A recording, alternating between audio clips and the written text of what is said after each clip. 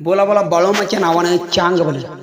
श्री सद्गुरू बाळूमामांची आख्यायिका, मन प्रसन्न करणारी चैतन्य मूर्ती, भावभक्तीचे अनुट्ट श्रद्धास्थान, दर्शनातून प्रत्यक्ष भेटीची अनुभूती, अन्नदानातून मिळणारी प्रसादरूपी तृप्तता, 18 कल्पात पसरलेली 32,000 बकऱ्यांची पशुसेवा आणि घराघरात गेले नाम संकीर्तन याद्वारे महाराष्ट्र, कर्नाटक आणि गोवा या राज्यातील लाखो भाविकांचे श्रद्धास्थान असलेले सद्गुरू बाळूमामांच्या भक्तीचा सन्मार्ग दाखवणारे जीवित कार्य, देवतत्व साक्षात्कार घडवणारे आहे. बाळूमामांची जन्मभूमी कर्नाटक पण कर्मभूमी महाराष्ट्र. अतिसामान्य धनगरी कुटुंबात 3 ऑक्टोबर 1992चा त्यांचा जन्म. 74 वर्षाचे जीवित कार्य लाभलेले मामांचे आयुष्य चमत्कार आणि आख्यायिकांच्या रूपाने संजीवन झाले आहे. श्री क्षेत्र आदमापूर येथे 4 सप्टेंबर 1966 रोजी समाधीस्थ झालेले मामांचे जीवित कार्य भक्ती आणि श्रद्धेच्या रूपाने घराघरात पोचले आहे. सीमा भागातील आजच्या कर्नाटक हद्दीत असलेल्या अक्कोळ गावात अत्यंत कष्टाचा खडतर जीवनक्रम असणाऱ्या धनगर कुटुंबात मामांचा जन्म झाला. बालपणात त्यांना बाळाप्पा नावाने ओळखले जायचे. कलागुणी, एकांतप्रिय व विचित्र अवस्थेतील त्यांचे वागणे अनेकांना विस्मयकारक होते. लहान मुलातील दंगामस्ती आणि वात्रटपणा न आढळता गंभीर विचार अवस्थेमुळे आई वडिलांना त्यांची चिंता लागली. त्यांना कामात गुंतवण्याच्या हेतूने गावातीलच चंदूलाल जैन शेटजीच्या घरी जनावरे राखण्यास ठेवले. बाळाप्पाला दिलेल्या जेवणाच्या थाळीत शेटजीच्या बायकोला जैन मंदिराचे दर्शन झाल्याने तिने ती थाळी देव्हाऱ्यात पुजली. छोट्या बाळाप्पाला हे रुचले नाही.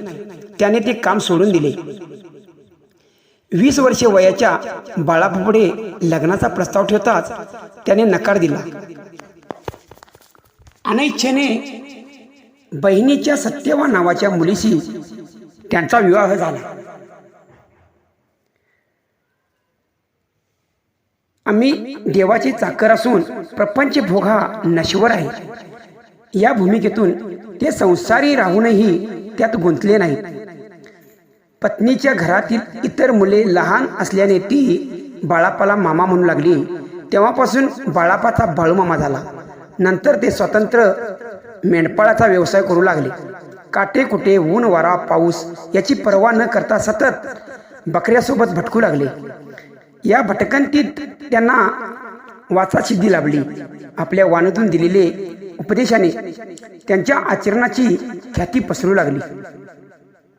बकऱ्यासोबतच रखरखत्या उन्हात भटकत असताना तहान भागवण्यासाठी एका खोलवर धोक्याच्या विहिरीत महाप्रसायासाने ते उतरले. पाण्याने भरलेल्या तांब्या घेऊन विहिरीच्या काठावर येताच 2 जटाधारी भगवी वस्त्रे परिधान केलेले बैरागी पाण्यासाठी याचना करू लागले. ज्यांचे परोपकारा वाचून अन्य जीवन ध्येयच नसलेले त्या दोघांवर दया दाखवून त्यांची तहान भागवली. तृप्तीपोटी त्या बैराग्याने यापुढे तू जसे बोलशील तसे घडत जाईल, तू जे करण्याचे ठरवशील तेथे संपूर्ण यशस्वी होशील असा आशीर्वाद दिला आणि घडते गेले. तसेच सर्व मामांचे चरित्र ग्रंथात आढळते. मामांनी पूर्ण आयुष्य विविध चमत्कार व योग सामर्थ्याच्या बळावर खोट्याचा पर्दाफाश तर खऱ्याला न्याय देण्याचा प्रयत्न केला. माणसाने माणसासारखं वागावं ही शिकवण दिली. सर्वसामान्य जणांचा ओढा भक्तिमार्गाकडे लावणे, सामाजिक संतुलन राखणे, अन्यायाला मूठमाती देणे, समाजातील अंधश्रद्धा, रूढी, परंपरा यांना काळाच्या गरजेनुसार बदलण्याचे कार्य त्यांनी केले. आपल्या भागातील अंधश्रद्धा, दुष्टपणा आणि अविचारीपणा कधी शिव्या देत तर कधी धाकाच्या बळाने घालवून त्यांनी सन्मार्गांना लावले. त्यामुळे त्या काळात त्यांची प्रसिद्धी चौफेर पसरली. पत्नी सत्यवा गरोदर असताना बकऱ्यांचा तळ कापशी मुक्कामी होता. त्यावेळी सोबत सासू गंगूबाई यांनी सत्यवाला रिंगण राखून बाहेर न जाण्याची सक्ती ताकीद देऊन बाळूमा गाढ झोपी गेले. आज्ञा मोडून बाहेर जाणाऱ्या गरोदर सत्यवाचा गर्भपात झाला. या प्रसंगानंतर ते स्वतःच्या संसारातून विरक्त झाले. नंतरच्या आपल्या एकटेच्या भटकंतीत अनेक भक्तांना अनेक प्रसंगातून सन्मार्ग दाखवण्याचा प्रयत्न मामांनी केला.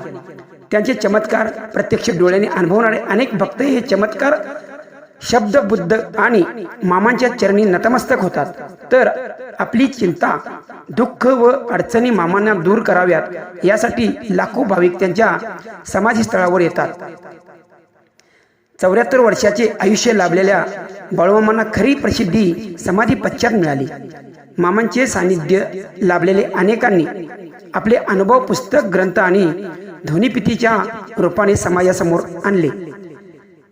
त्या आज आख्यायिका बनल्या आहेत. मामांच्या बकऱ्यांचा राज्यभरातील वावर, टीव्ही मालिका, चित्रपट आणि सोशल मीडिया यामुळे बाळूमामांची कीर्ती घराघरात पोचली आहे.